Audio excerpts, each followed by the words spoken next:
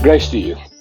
My humble opinion on the coronavirus. There's a saying in the English language that somewhat doctored says everyone has an opinion like everyone has a pair of feet. Only your feet are beautiful while everyone else's stink. So everyone has an opinion on the coronavirus. Someone thinks it is lethal and buys hundreds of bottles of sanitizer.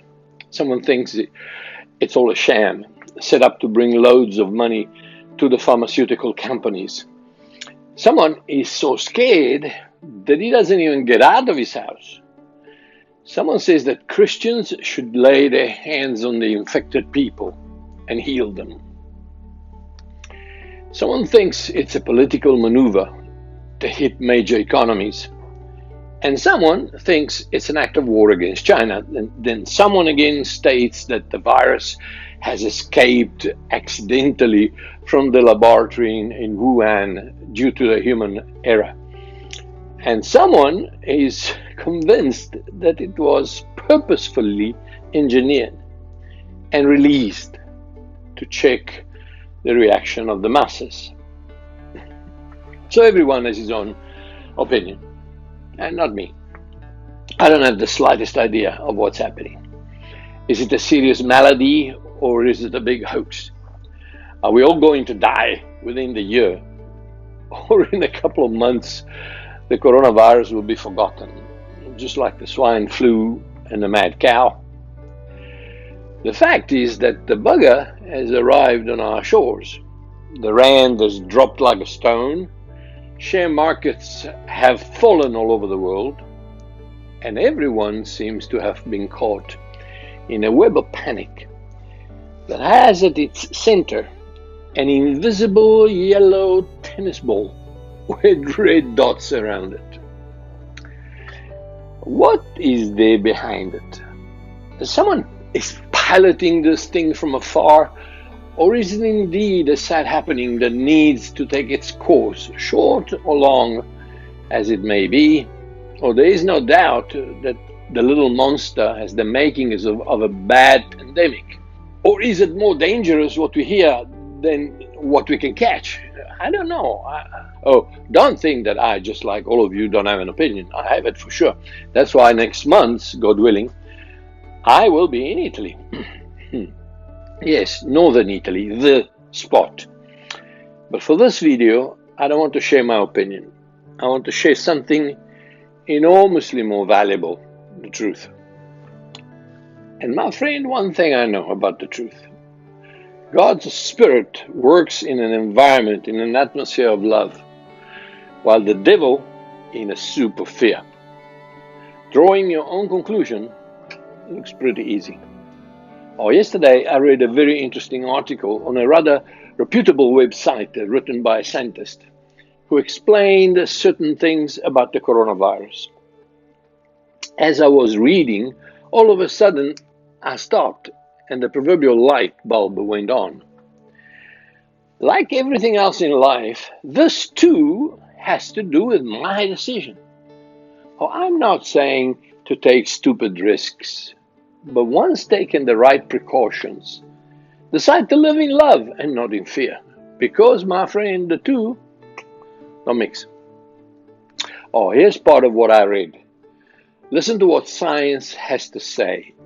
In brackets, I will try to translate some terms from Italian to English, as the article was written in Italian. Forgive me if I fail.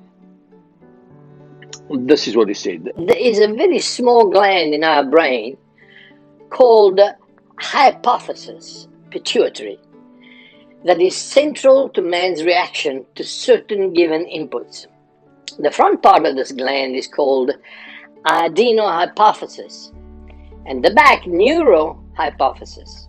The front part secretes FSH and LH, menstrual hormones, TSH, thyroidal hormone, GH, the hormone of growth, prolactin, ACTH, cortisol, while the back part of this gland secretes only two hormones, oxytocin, also called the love hormone, and ADH, the hormone of fear.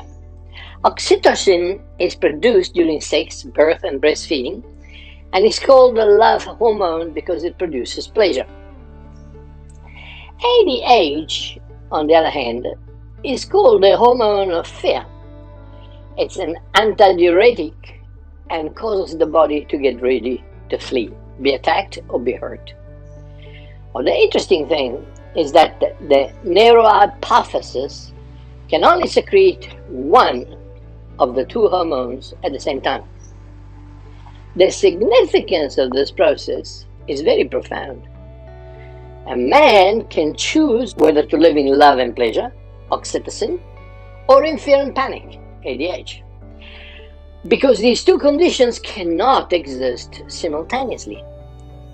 From this, we can deduce that love is the opposite of fear. Wow! An elderly Jew by the name of John knew this 2,000 years ago when he stated in his first letter to the believers, "Love has been perfected among us in this, that we may have boldness in the day of judgment. Because as he is, so are we in this world.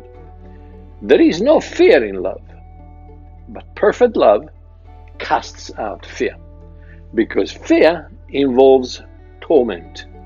But he who fears has not been made perfect in love. Therefore, yes, be wise. Don't listen to Christian fanaticism. Wash your hands after you've been in a public place. Don't touch your face, and do all possible to prevent consequences in this difficult situation. But my friend, choose to live in love, not in fear. Jesus loves me. This I know. All the rest is really, really relatively important. The only corona crown that interests me is the one they put on my Savior's head 2,000 years ago, just before they crucified him. It was made with thorns, not with viruses. And in that crown, there's all the love I will ever need to live. Virus or no virus. And there's no room for fear. Big hug.